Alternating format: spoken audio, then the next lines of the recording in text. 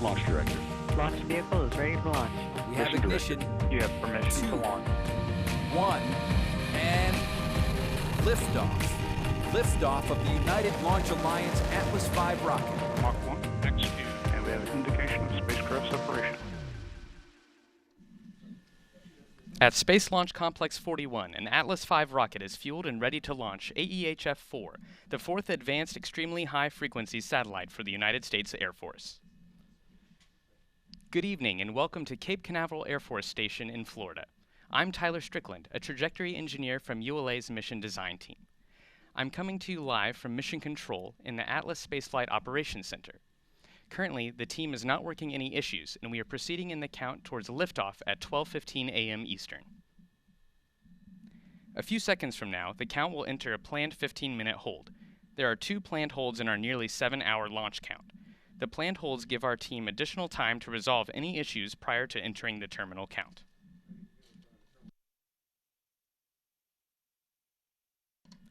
Jessica Williams, the 45th Space Wing's weather officer, recently briefed the launch team on current weather conditions here at Cape Canaveral. The probability of violating launch constraints is 0%. The ground winds are 13 knots out of the southeast, and the temperature is 82 degrees Fahrenheit. So the weather is within the launch commit criteria and looks favorable for the planned T0 of 12:15 a.m. Eastern. Because of the long duration of today's mission, live coverage will conclude following the second main engine cutoff. We will now show you some of the events you will see between liftoff and AEHF-4 separation. T-minus 10, 9, 8, 7, 6, 5, 4, 3. We have ignition. 2, 1, and liftoff of the United Launch Alliance Atlas V rocket. The Atlas V RD-180 main engine and 5 solid rocket boosters ignite to lift the rocket away from the pad. The RD-180 generates more than 860,000 pounds of thrust at liftoff. The 5 solid rocket boosters, or SRBs, each provide an additional 348,500 pounds of thrust. Shortly after liftoff, Atlas begins a pitchover to attain the proper flight path while minimizing the pressure the vehicle experiences during flight. The Atlas V reaches Mach 1, the speed of sound, at 35 seconds. The first 2 SRBs are jettisoned at 1 minute 51 seconds, followed a second and a half later by the remaining 3 SRBs. Approaching payload fairing jettison, the Atlas V is burning propellant at a rate of 2,000 pounds per second, traveling approximately 7,500 miles per hour and located 64 miles in altitude and 150 miles downrange. During ascent, the spacecraft is protected inside the 5-meter diameter payload fairing. This 2-piece shell encapsulates both the Centaur second stage and the satellite. At approximately 3 minutes 29 seconds, the vehicle is climbed above the densest part of Earth's atmosphere, and the payload fairing is jettisoned. At 4 minutes 27 seconds, propellant levels deplete and the main engine shuts down. 6 seconds later, the Atlas Centaur separation system activates to release the booster stage. The vehicle now weighs a little more than 7% of what it did at liftoff. At 4 minutes 43 seconds, the first Centaur main engine burn begins, sending the Centaur into a circular orbit. At 11 minutes 51 seconds, cutoff of the Centaur main engine, or MECO-1, occurs. The Centaur main engine is restarted for a second burn at 22 minutes 25 seconds, placing Centaur on its path to spacecraft separation. Approximately 6 minutes later, second cutoff of the Centaur main engine occurs. The mission now enters a 3-hour coast phase. The main engine ignites for a third and final burn at 3 hours 28 minutes. At 3 hours 30 minutes, the final main engine cutoff occurs. 3 hours 32 minutes 49 seconds into flight, Centaur releases the United States Air Force AEHF-4 on its mission to provide communications to high-priority military users on the ground, at sea, and in the air.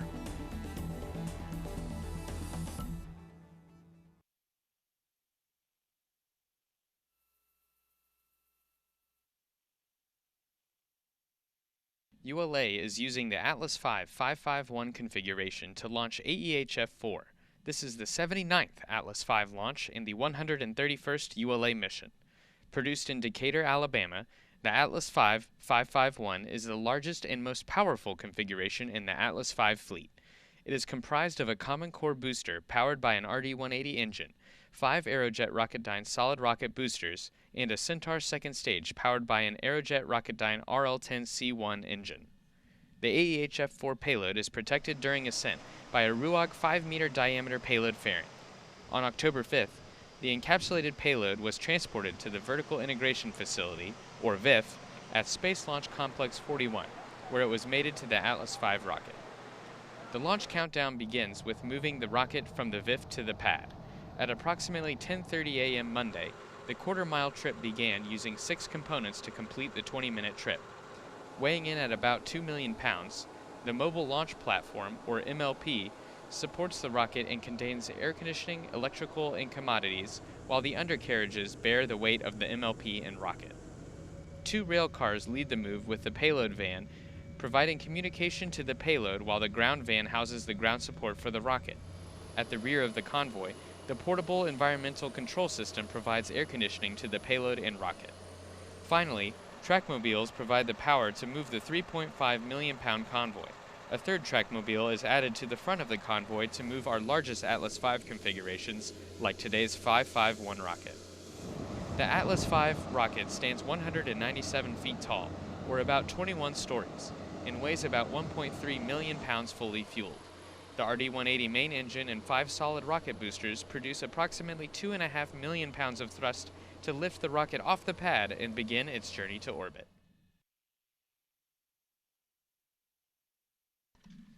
As I mentioned earlier, Atlas V is launching the 4th satellite in the Air Force's Advanced EHF constellation. Atlas V launch vehicles have delivered AEHF-1, 2, and 3 to orbit beginning in 2010. The AEHF constellation is the next generation of global, high-security, survivable communications satellites used by all branches of the United States military. AEHF satellites are the follow-on to the Department of Defense's current 5-satellite Milstar communications constellation. Once fully operational, the advanced EHF constellation will consist of cross-linked satellites, providing 10 times the throughput of the Milstar system with a substantial increase in coverage to users.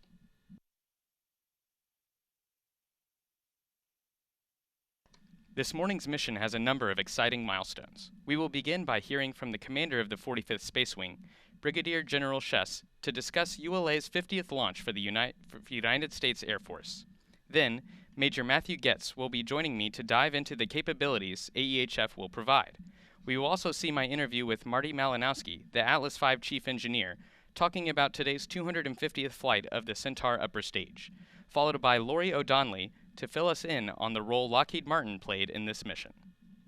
Stay tuned after Main Engine Start 2, because Major Getz and I will be returning to host a game of trivia on Twitter, featuring questions about ULA launch history. Here's how this works. A few minutes after launch, questions will be posted to ULA's Twitter account, and the first person to comment on the question with the correct answer will receive a prize. Answers and winners will be announced shortly before we sign off. Following today's broadcast, check out ULA's new live launch updates blog at ulalaunch.com, where you will find official and timely information regarding the AEHF-4 mission.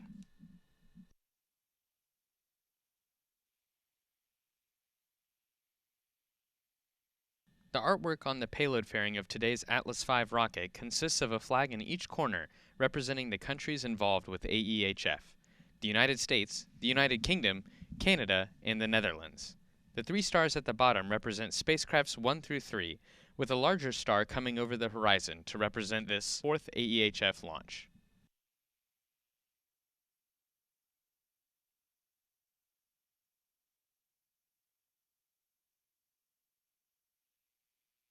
This morning's flight is dedicated in memory of our colleague, friend, and patriot, Fred Smeagol. Fred, an accomplished engineer, was an amazing logical thinker.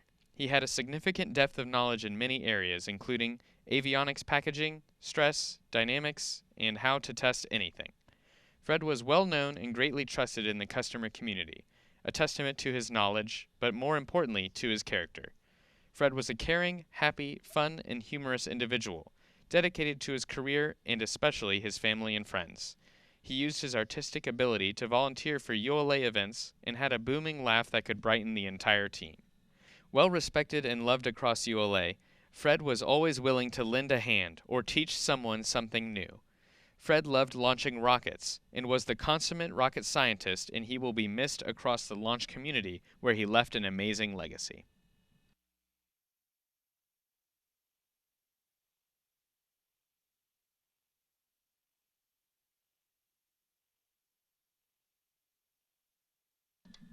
Shortly after MLP roll to pad, we had the opportunity to hear from Brigadier General Chess, commander of the 45th Space Wing. Let's take a look.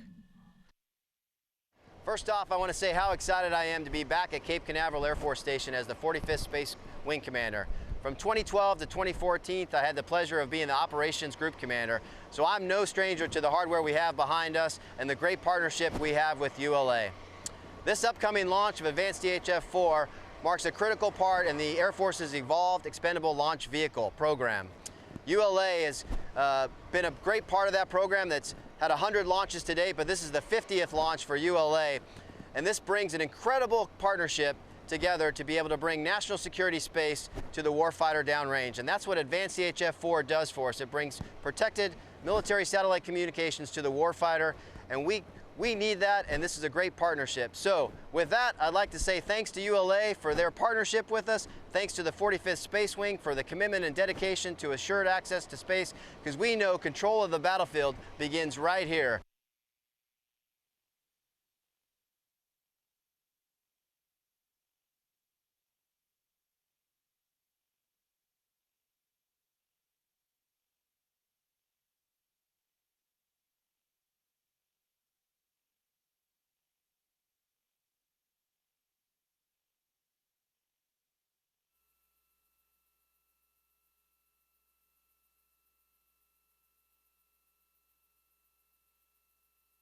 minus 8 minutes.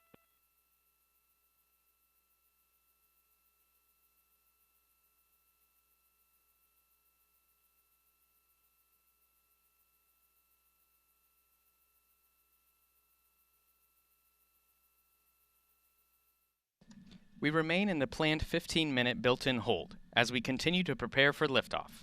In a few moments, Launch Conductor Ed Kidda will poll the launch team for the final go to pick up the countdown. 29 engineers and managers will be polled for system status and readiness to proceed with the launch. This is the final status check before launch for all Atlas vehicle systems, ground systems, the spacecraft, and the U.S. Air Force Eastern Range. The readiness poll includes hydraulics, pad water deluge system, electrical systems, pneumatics, propulsion, flight control, and propellants. Let's listen in as Launch Conductor Ed Kidda performs the final polling of the team. minus 7 minutes. Status check to proceed with terminal count. Atlas systems, propulsion. Go. Hydraulics. Go. Pneumatics. Go. LO2. Go. Water. Go. Centaur systems, propulsion. Go. Pneumatics. Go. LO2. Go. LH2. Go. HASGAS. Go. Electrical systems, airborne. Go. Ground. Go. Facility. Go. RFFTS. Go. Flight control. Go. GCQ. Go. Operation support. Go. COM. Go. Umbilicals. Go. ECS. Go. Redline monitor. Go. Quality. Go. Op safety manager. Go. ULA safety officer. Go. Vehicle system engineer. Go. Anomaly chief. Go. Range coordinator. Clear to proceed. Launch director. LD is go. The launch vehicle is ready to launch. Mission director. This is the mission director. You have permission to launch. Proceeding with the count. ALC, verify T0 is set for 04:15 Zulu. Verified.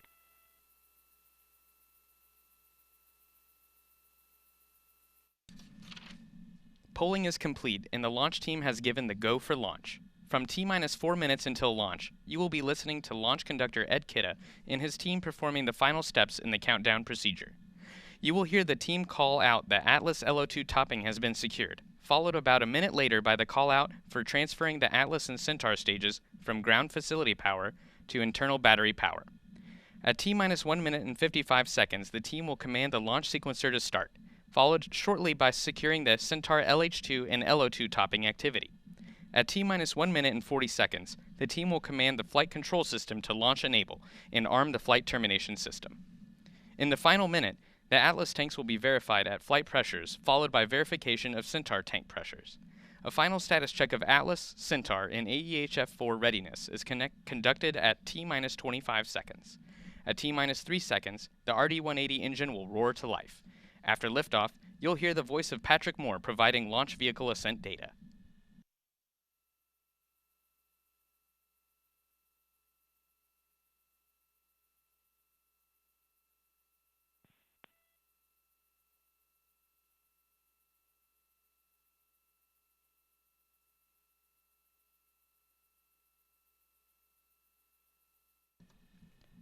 This is Atlas Mission Control at T-minus 4 minutes and holding. We anticipate releasing the hold in just a few moments. On my mark, the time will be T-minus 4 minutes and counting. 3, 2, 1, mark. 3:55. Ground pyros enabled.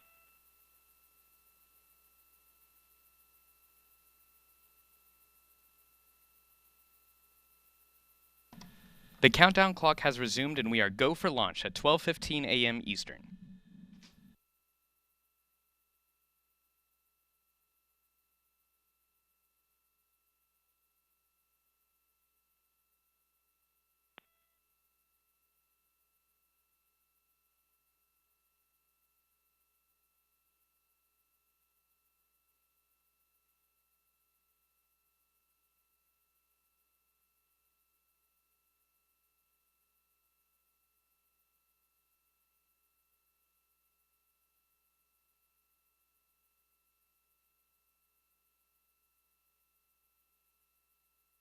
Three minutes.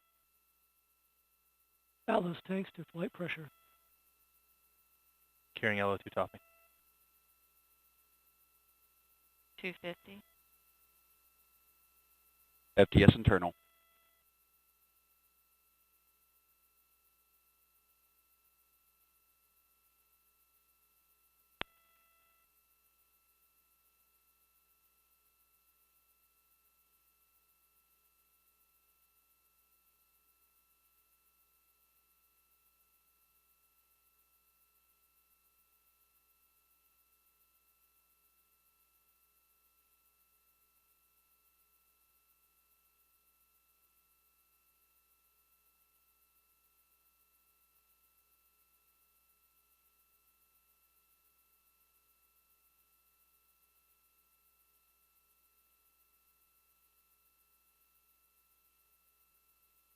$159.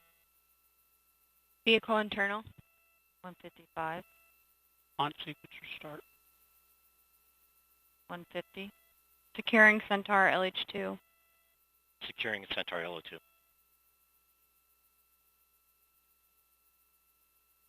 $140. Launch enabled. $137.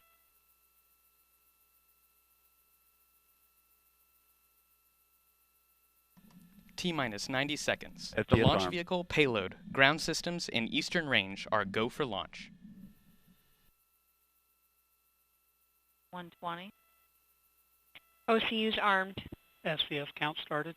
115. Reduce ECS for launch. Roger. 110. Vent valves locked.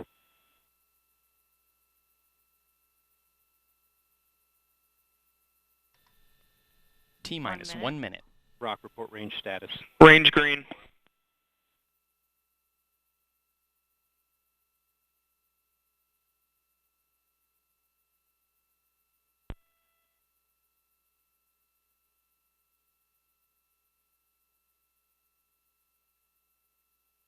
$40. Stable at step 3.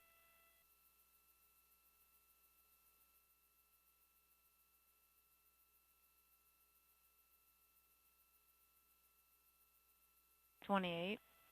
ECS reduced for launch. Roger. $25. Status check. Go Atlas. Go Centaur. Go AEHF-4.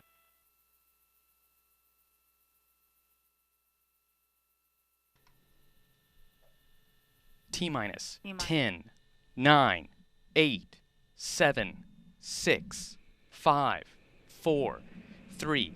We have ignition. 2, 1, and liftoff of the AEHF-4 mission carried by United Launch Alliance Atlas V rocket for the United States Air Force.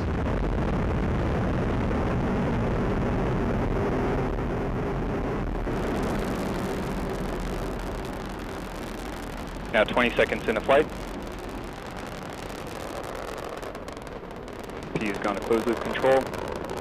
You are hearing the voice of Patrick Moore providing launch Now vehicle passing ascent 30 data. seconds into flight.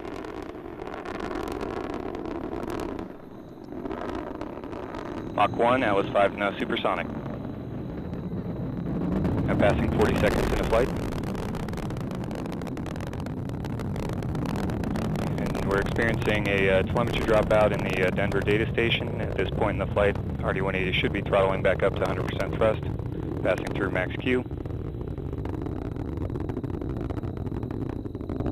Now passing 1 minute into flight. Commentators, VSE, I can take over. Go ahead. Vehicle continues to operate normally during descent. Back to 100% thrust as expected.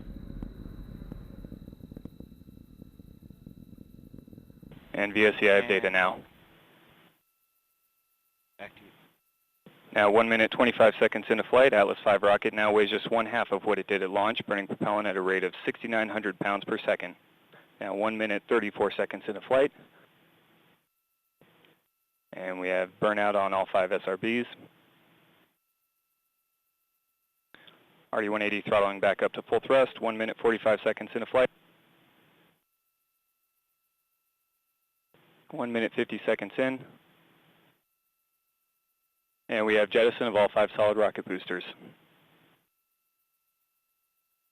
Now passing 2 minutes into flight. Vehicle is now on closed loop steering.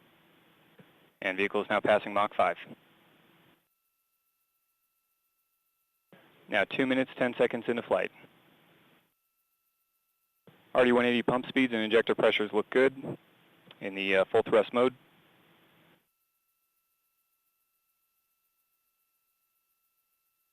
Now 2 minutes, 25 seconds in, approximately 2 minutes remaining in the Atlas booster phase of flight. Launch vehicle is now 42 miles in altitude, 81 miles downrange distance, traveling at 5,800 miles per hour. 2 minutes, 40 seconds into flight. And RD-180 is now throttling to maintain a 2.5 G acceleration limit. Engine response and vehicle acceleration response looks good. Centaur reaction control system is now pressurizing the flight levels. 2 minutes, 57 seconds in. Now 3 minutes into flight. Atlas V is now 63 miles in altitude, 137 miles downrange distance, traveling at 7,500 miles per hour. And pump speeds and injector pressures on the RD-180 look good as they're throttling to maintain that 2.5 G acceleration limit.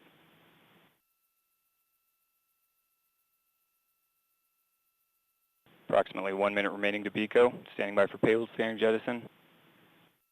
And we have good indication of payload fairing jettison. And we have CFLR jettison.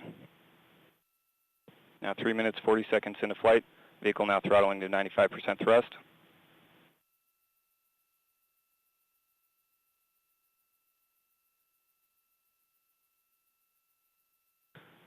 And main engine now throttling to maintain a constant 4.6 G acceleration limit. Now passing 4 minutes into flight, and we have Centaur boost phase chill down. Approximately 20 seconds remaining till BECO. Pump speeds and injector pressures on the RD-180 continue to look good as they're throttling to maintain the acceleration limit. 10 seconds remaining to BECO.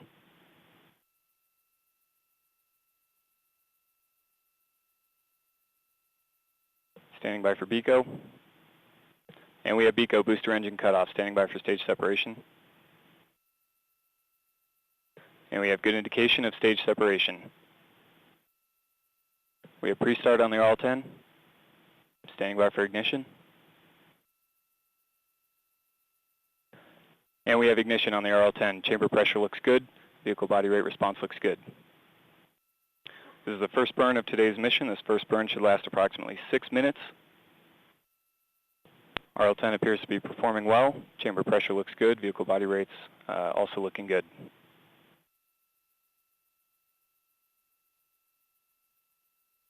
Now passing 5 minutes, 10 seconds into flight.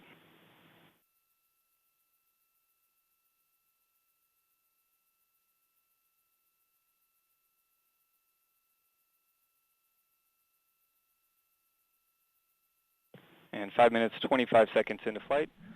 This is Atlas Mission Control at T plus 5.5 minutes. Patrick Moore just confirmed the successful completion of the early phase of today's flight, and all systems continue to operate nominally. The mission is currently in the first of 2 Centaur engine burns. Our next event, Centaur main engine cutoff, will occur in approximately 7 minutes. I'm joined now by Major Matthew Getz from the U.S. Air Force's Space and Missile Systems Center. Major Getz, thank you so much for being with us this morning. Glad to be here, Tyler. So, a great liftoff of the 4th satellite in the AEHF constellation. How do you feel? It feels great. You know, this is a major milestone for the Air Force and a big win for the United States and our international partners. So on behalf of Team SMC, I'd like to thank our industry partners, specifically Lockheed Martin, Northrop Grumman, and the United Launch Alliance. Now, I mentioned earlier when we were looking at the payload fairing logo, a few of the international partners. Who are they and what do they do? So we currently have 3 international partners on the program, the United Kingdom, the Netherlands, and Canada. And we're currently in negotiations with Australia's Department of Defense so that we can onboard them as a 4th. In line with the Secretary of Defense and his guidance, the Air Force is actively working to build more partnerships with our allies around the world. This really improves interoperability and makes us a more lethal combined fighting force. That's certainly a lot of capability, and I touched on that earlier in the broadcast. Could you tell us a little bit more about AEHF's mission? Sure. So the mission of Advanced EHF is to provide survivable, protected communication for the military's high-priority assets on the ground, at sea, and in air. It also enables the President of the United States and combatant commanders to control their tactical and strategic forces through all levels of war and at all phases of conflict. And with all that capability, what exactly is the coverage of the AEHF constellation? So AEHF-4 that we just launched off the ground will complete the fully operational constellation for AEHF, and that will provide continuous coverage between 65 degrees north latitude and 65 degrees south. Okay, and that's really interesting. And you know, you mentioned some other satellites that might be on the way. You know, when's the next AEHF going to be launching? Correct. So we've procured 2 additional satellites, and the next one, AEHF-5, we're currently projecting to see that liftoff next July in 2019. Well, now that we've discussed the satellite and its capabilities, can we hear a little bit more about yourself and your background and how you got involved with the AEHF team? Sure. So I'm a program manager. I've been in the Air Force for just over 10 years, active duty. And I've been on the AEHF program for about 2 years. In my current role, I am responsible for assembly, test, and launch operations. Well, fantastic. And thank you so much for teaching us more about the AEHF mission. You must be really proud today. Absolutely. Also, we recognize that this is the 50th mission for the U.S. Air Force on the Atlas and the 250th launch overall for the upper stage Centaur. And I just want to say the Air Force is very proud to be a part of this heritage and thankful for the hard work between the Air Force and our industry partners. Well, thank you again, and I'll return with Major Getz later, closer to MECO 2, to announce the answers to our Twitter questions, as well as the winners. So we are now approaching the first Centaur main engine cutoff. Let's return to the flight. Continuing to see some periodic thruster firings.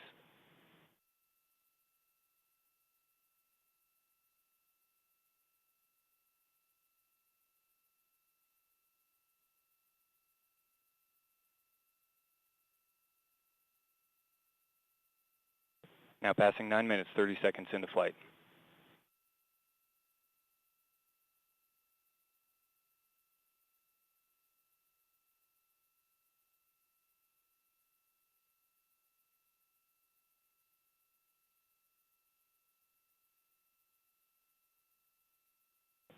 And approximately 2 minutes now remaining until MECO.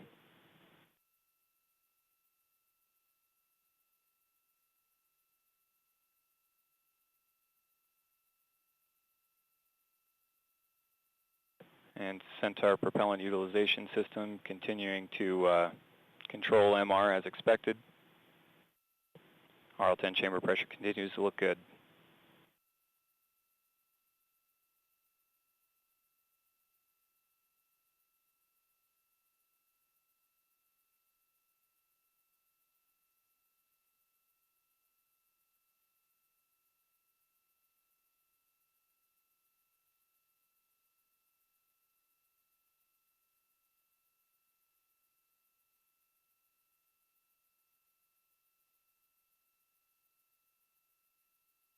And just over 1 minute now remaining until MECO.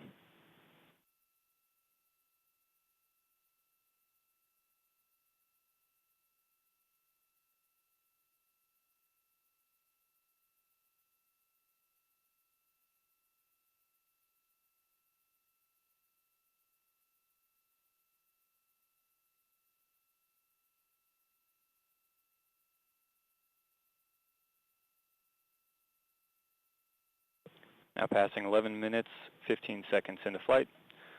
RL-10 continuing to perform well. Chamber pressure looks good.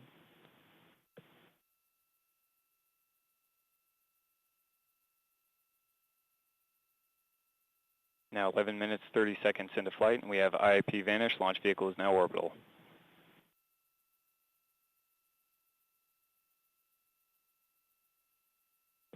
And standing by for MECO momentarily.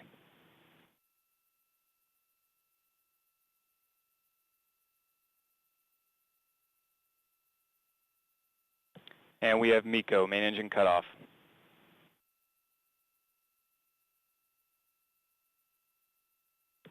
Centaur body rates damping out nicely from the shutdown transients. Now seeing RCS thruster activity as expected to maintain vehicle control.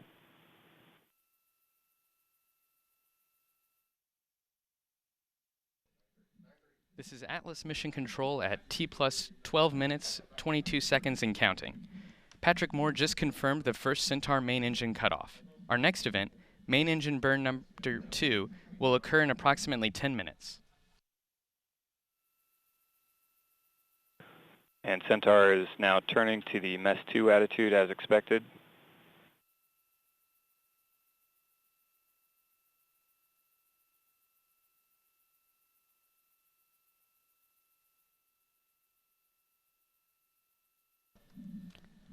The 250th Centaur is carrying AEHF-4 to orbit.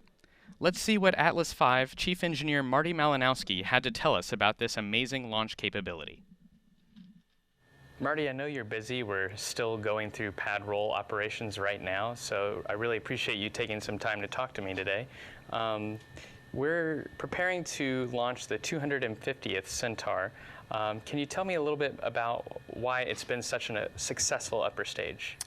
Well, Centaur, being fueled by oxygen and hydrogen, is the best mass fraction in the business as far as upper stages go. And with the high ISP of the RL-10 engine, that's kind of think of that as your fuel economy. So you're able to burn that propellant in a very efficient manner. And to date, there are no other upper stages out there that can match it.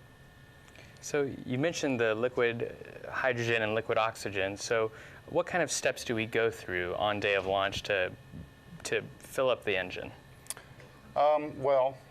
Today, right now, we're tanking RP1, but tomorrow, as we get into the launch countdown, we'll start tanking of the fuel. Fuel, of course, is only like 40 degrees above absolute zero, so very, very cold when we talk about cryogenic propellants. As a trajectory engineer, I can really appreciate that the Centaur has the ability to do multiple engine restarts throughout a mission.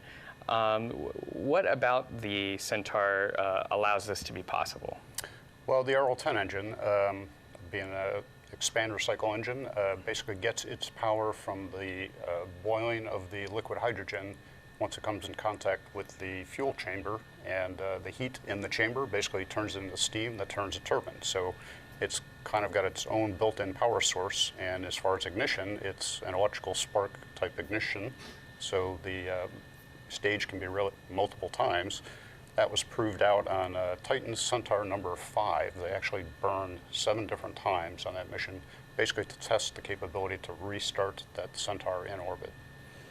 So you mentioned Titan Centaur 5. You know, we've been launching Centaurs for a long time as ULA, but it's been around even longer than that. I think the number for today's launch is 250.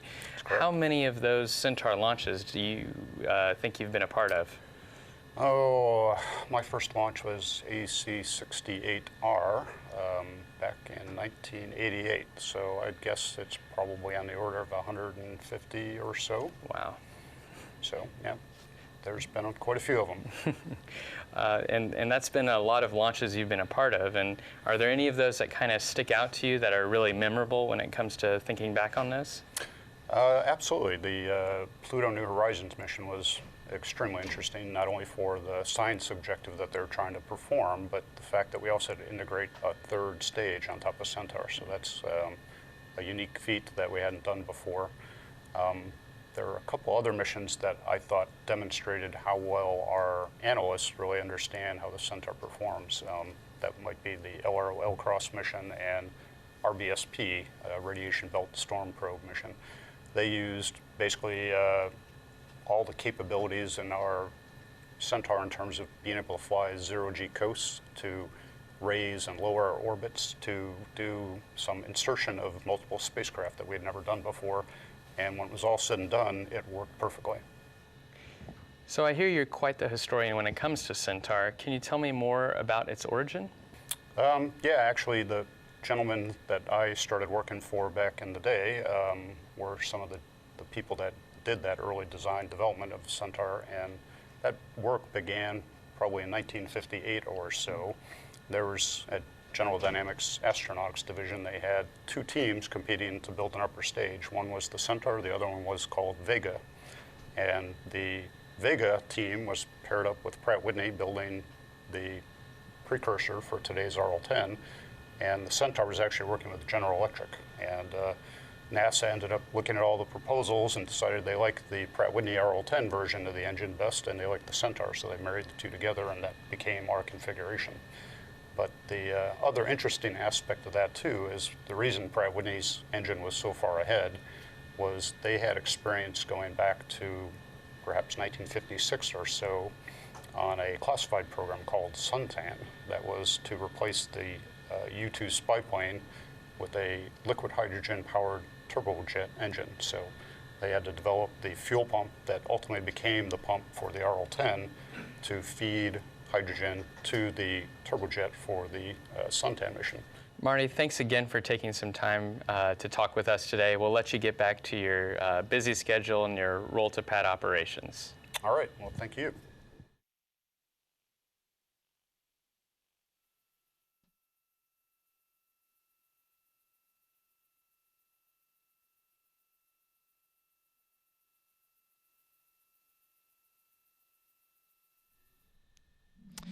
I'm joined now by Lori O'Donnelly from Lockheed Martin Communications. Lori, thanks so much for being here. Pleasure to be here. So we talked a little bit earlier about the artwork and the international partners. Can you tell me who are the industry partners? How many are there and who are they? Sure. So there's 3 major partners for this advanced EHF mission: the Air Force, Northrop Grumman, and of course Lockheed Martin. So the Air Force is Lockheed Martin's customer, and we're fortunate to work these really exciting missions with SMC, and we work really closely with the Air Force as a customer. Northrop Grumman is the payload provider, and Lockheed Martin, we develop and build the satellite and the ground system out of our Sunnyvale, California campus. So all of us together, and then of course you saw ULA, they put the satellite into orbit on the Atlas V rocket. Well, it's certainly quite a team effort. Can you tell me a little bit more about your team in California? So Lockheed Martin has been in the Bay Area since the early days of Silicon Valley, and now there are over 4,000 employees who are out there. They design and they build the satellites for missions such as AEHF and Space-Based Infrared Systems, or SBIRS, both of which are designed for the Air Force. We also lead space research and development out of our labs in Palo Alto, and that center is called the Advanced Technology Center. So we have a really long and dedicated history to Silicon Valley. Yeah, I can clearly see. And there's a lot more to AEHF than just the satellite. Can you tell us a little bit about the ground systems that support it? Sure. So we're obviously all excited about the launch that just took place, and for good reason, but we also know that every satellite system needs an integrated ground system to keep it running. So Lockheed Martin, we build the mission control ground system out of our Sunnyvale, California campus, and that mission control ground segment is part of what really keeps the AEHF network running. So that segment controls mission planning and command and control. So it's a key part of that network.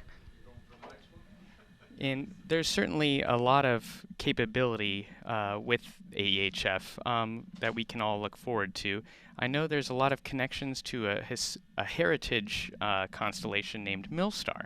Can you elaborate on what that connection is and what exactly is Milstar? So Milstar was AEHF's predecessor, and it was groundbreaking protected communications network in the 90s, and it's a tremendous asset still to the Air Force. Today's AEHF, we just saw Satellite 4 go up, it has increased capacity, flexibility, resilience, and coverage. In fact, users will see up to a 5 times greater increase. So the two satellites, they serve more people, they have faster data rates, and they work together. Wow, I mean, it's absolutely fascinating how technology is advancing so well. Thank you so much for joining me this morning, Lori. Thank you for having me, Tyler. And with that, we should be approaching main engine start 2. Let's listen in.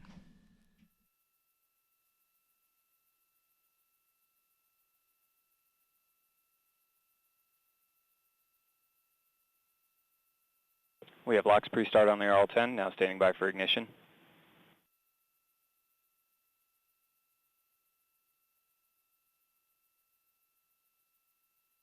And we have ignition on the RL-10. Chamber pressure looks good. Body rates look good.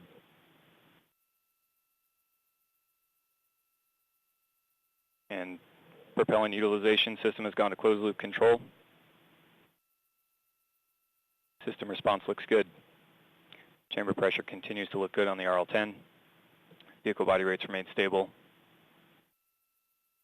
This burn should last approximately 5 minutes, 54 seconds. Now passing 23 minutes into flight.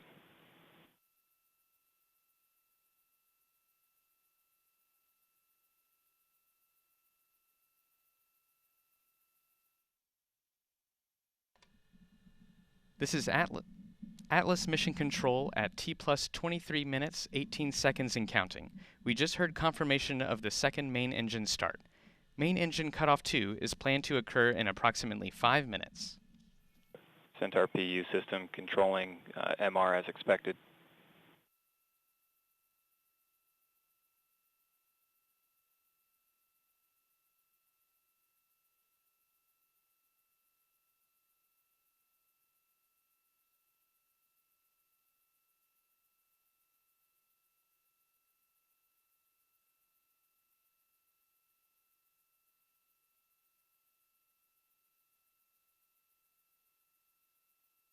Now passing 24 minutes into flight.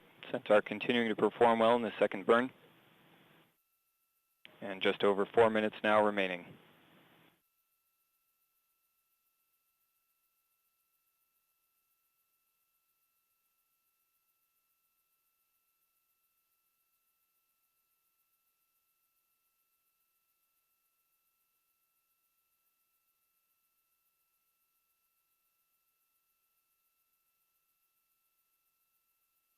Centaur continuing to perform periodic thruster firings as expected.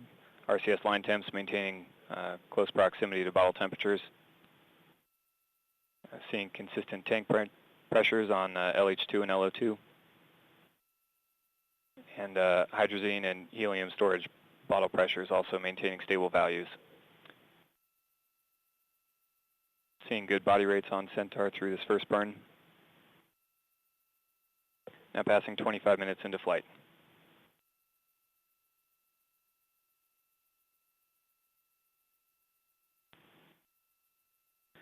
And just over 3 minutes now remaining until MECO 2.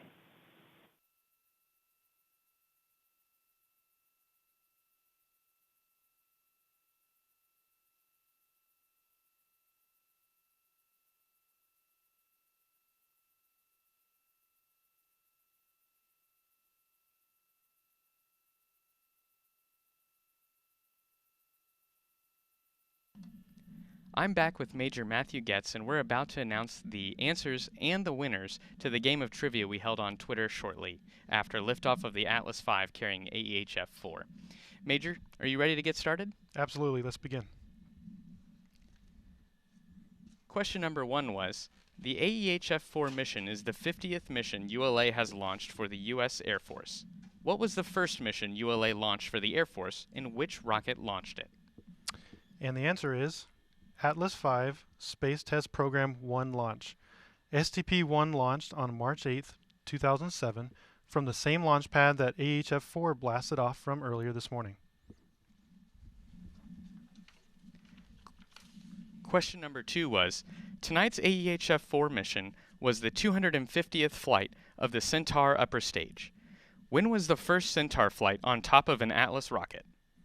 And the answer is 1962. Congratulations to Jack203. Question number 3 was, over ULA's 50 launches for the U.S. Air Force, for which satellite family has ULA launched the most missions? Here's a hint.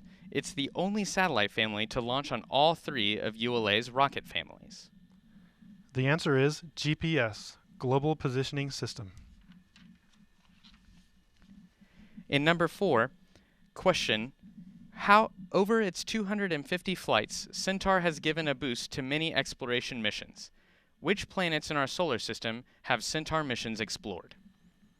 The answer is Mercury, Venus, Earth, Mars, Jupiter, Saturn, Uranus, and Neptune.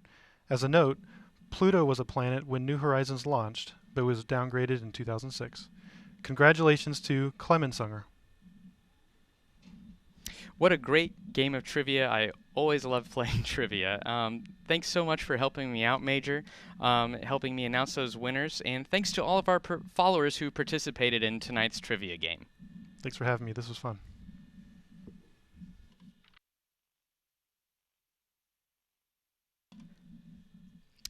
The Air Force has an exciting announcement, and I'll let the video we're about to show speak for itself, but I'd like to say I'm pretty excited about the opportunity the Air Force is providing.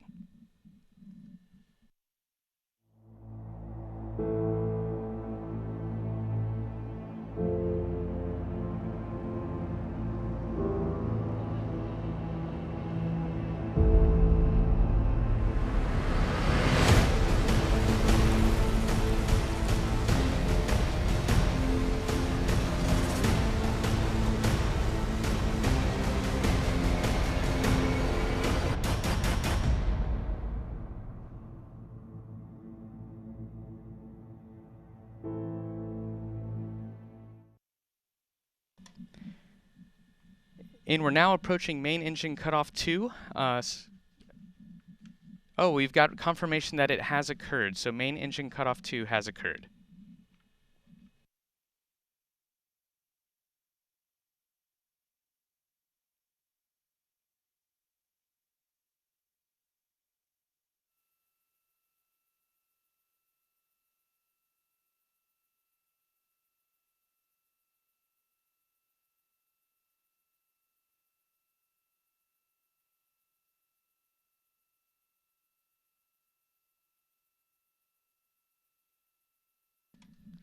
I'd like to thank Patrick Moore for his support of today's coverage. We'd like to thank everyone for tuning in, and if you'd like more additional live updates of today's mission, please go to ulalaunch.com for live blog updates about separation of AEHF-4 and continuing events from today's flight. On behalf of the entire team here, I'd like to just say thank you, and we'll finish with a live, another look at today's liftoff, which occurred at 12:15 a.m. Eastern. I'm Tyler Strickland, and on behalf of the entire launch team, thank you for joining us and have a great day. Ignition, 2, 1, and liftoff of the AEHF-4 mission carried by United Launch Alliance Atlas V rocket for the United States Air Force.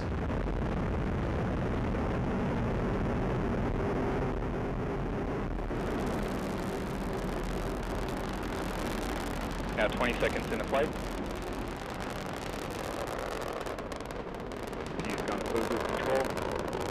You are hearing the voice of Patrick Moore providing launch Now vehicle passing 30 assembly. seconds into flight.